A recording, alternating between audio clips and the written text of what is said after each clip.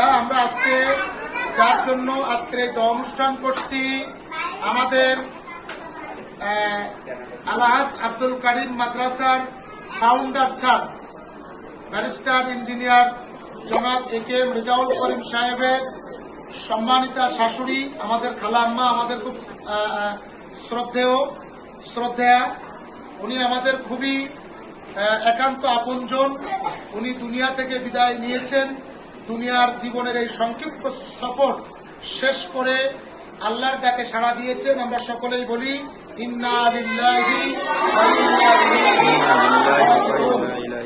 আমাদেরকেও প্রত্যেকের এই মৃত্যুবরণ করতে হবে। কুল্লু নাফসিন যায়িকাতুল মাউত, প্রত্যেককেই মৃত্যুবরণ করতে হবে।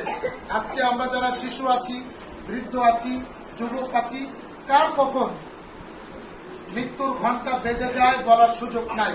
এজন্য আজকে আমরা আল্লাহর কাছে কায়ে মনোবাক্যে প্রার্থনা করব, আল্লাহ যেন আমাদের মৃত্যুটাকে ভালো মানুষের মৃত্যুতে পরিণত করেন, বলে আমি সাথে সাথে আমরা যেন ভালো মানুষ হয়ে আল্লাহর দরবারে উপস্থিত হতে পারি, বলে আমি।